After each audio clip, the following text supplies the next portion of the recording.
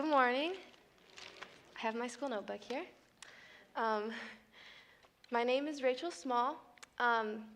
Just a little bit about me. I am a senior currently at Noblesville High School. I'm graduating and going to Purdue University for communications and minor in creative writing. And I have my audition for the choir on Monday, so I'm kind of nervous. I'm nervous for this, but I'll be more nervous for that, and so I probably won't be able to speak, but I mean, that's okay. So if you could send prayers to me, that'd be lovely, and I hopefully will do good. But anyways, I've gone to this church since I was a little elementary kid, to present day me, I guess, and this church has always been there for me, and our amazing youth leaders, Tom and Janelle, throughout the years. When I was in 5th grade, I started to come to the youth group with my close friend at the time, and I was very shy and quiet back then. And when I was little going to this church, I'd only come to the adult service, I guess you could say. Sunday school was, I guess, not for me. I would bawl my eyes out in front of the door. I wouldn't go inside the door.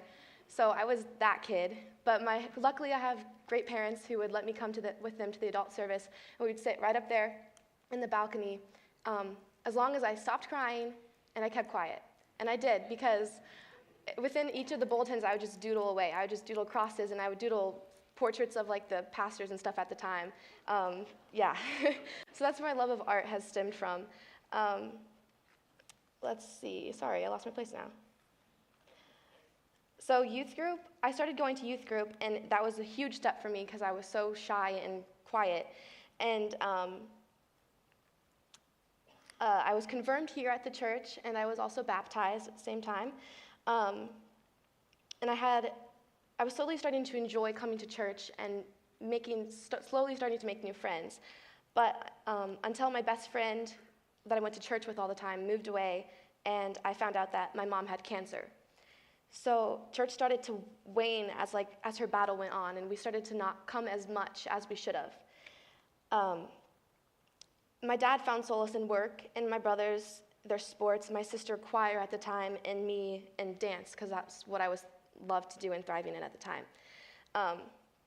My family and I lost God through these times, and it didn't get much better after that, with the loss of some beloved family members, may they rest in peace. My cousin Megan at 18, my great-grandmother, Ruby Winslow, and my grandma, Marilyn Winslow, all within the past 3 years.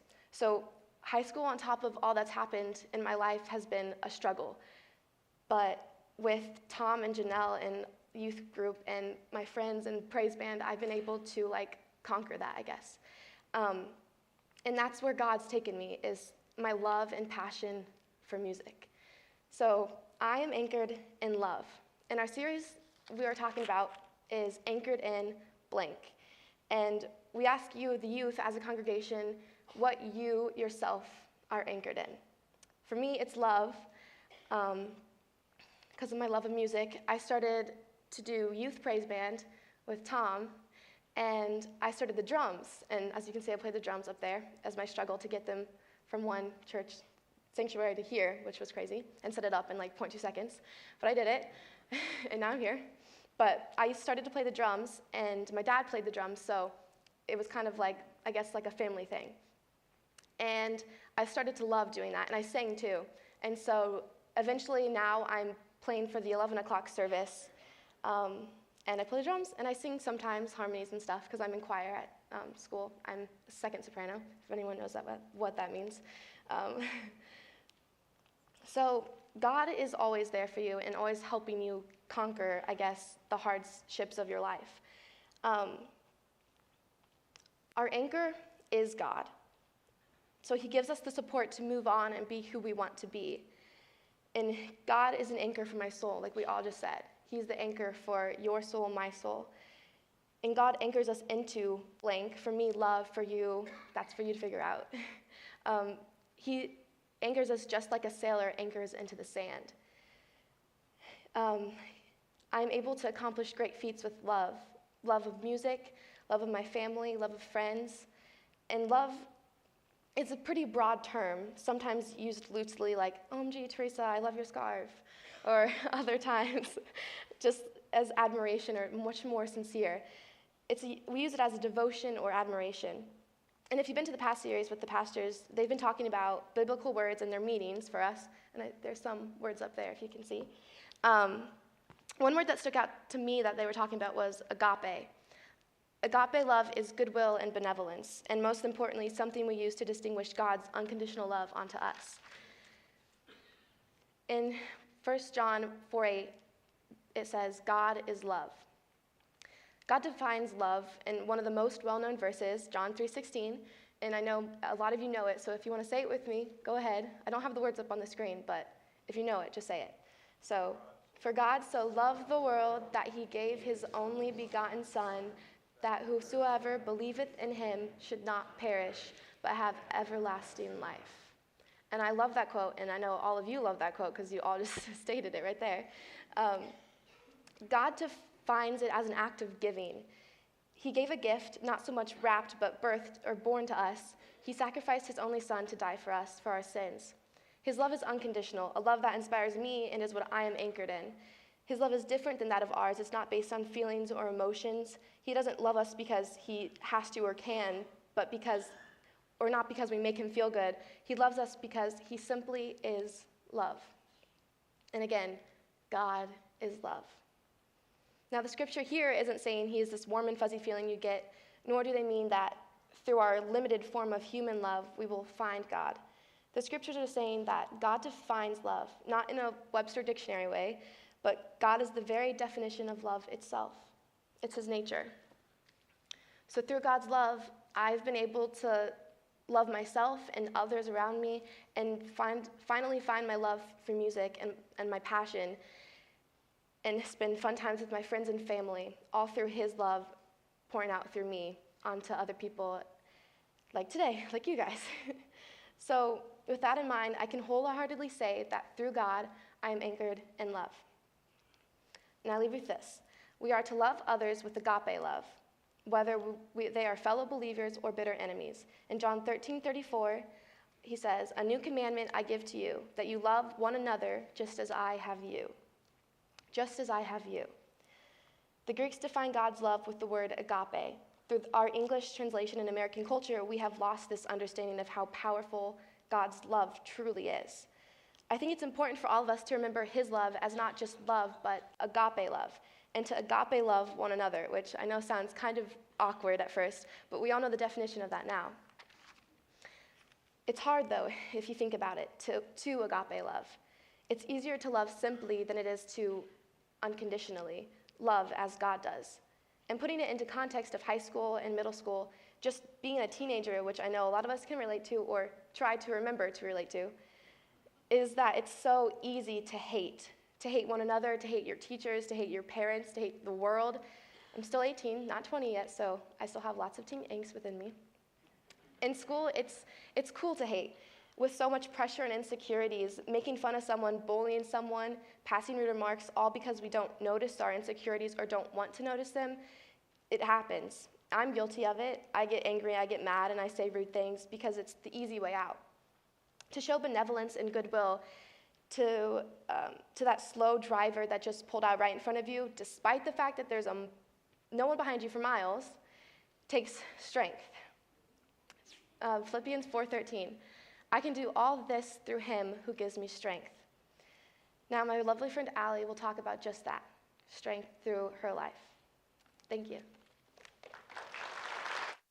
So, before I get started, when Tom first asked me to do the message, I was surprised at how quickly I responded with the word yes. I am not a public speaker, and if you've known me for any length of time, you know that I'm not one to volunteer and speak in public. But I feel that this was important to do, because I feel that this was God wanting to speak through me and for you guys. So bear with me, please.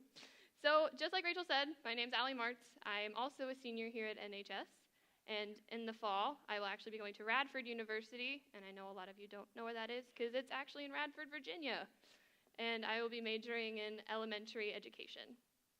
So, as you guys just saw, music is a huge part of my life. I've been singing probably since I was about 2, I think. And it's just been one of those things that I can do to stress relief or to sing, whether I'm sad, mad, happy. It's just one of those things that I do. And I'm also going to talk a little bit about my life as well. So I was also baptized at this church when I was 6 months old. I think it was actually in here. Not sure. I don't remember it. I met my best friend here in second grade Sunday school, and I was confirmed here in the 6th grade. And growing up, we went to church a lot. I went to Sunday school, and I had a lot of fun. I made friends, and friends that I still talk to now. And I didn't realize what a lot of the lessons that were taught in Sunday school meant until I was older. Like a lot of things, you don't learn it until you're older. It's just one of those things. When I was 10 years old, my life turned completely upside down. I mean, if my life was a tsunami wave, I was the shoreline. It was absolutely incredible. There was a lot of anger and confusion and hurt and sadness. And it kind of formed into this bubble of emotions. And if you've ever been in that bubble of emotions, you know it's hard to get out. And it's so easy to lose yourself in that. And it's hard to slip out and find your way to God. And that's what happened with me. I remember one night I was sitting in my room on my bed, and I just looked up at the ceiling. And I said, why me? Why this? There are 4-point-something billion people on this earth, and you chose me. And it's a hard concept for a 10-year-old to learn that. And slowly but surely, I stopped going to church. But later on down the road, when I was about 13, I started working in the nursery. And I loved it. I got to hold cute babies, and I got to play with the toddlers, and I got to give them to Jenny when their diaper smelled, because I wasn't about to do that. But it created something positive out of the darkness and the chaos that was my life at the moment. And then when I was 15, I was asked to help with the 3- and 4-year-old Sunday school. And that day changed my life forever. To see the look in their eyes when you tell them about God and about Jesus, it's absolutely incredible. And it's one of the reasons why I want to be a teacher. And it's just incredible. You know, I've learned a lot with working with kids. And one of the things that I always like to tell people is that you might be teaching kids, but just know that they're going to teach you anything. And that's what they did for me.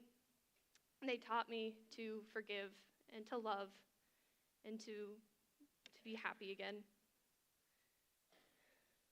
One of the things that I love about this message is that it's able to be interpreted however you guys want it to. And I think that's important because we all have different opinions and we all have different perspectives on life. So that's one of the things that I love. And we all have anchors, whether they're negative, whether they're positive, whether they're dragging you down or they're keeping you grounded, we have them. But I believe that we all have one anchor in common, and that's God. And it's why we're all here today.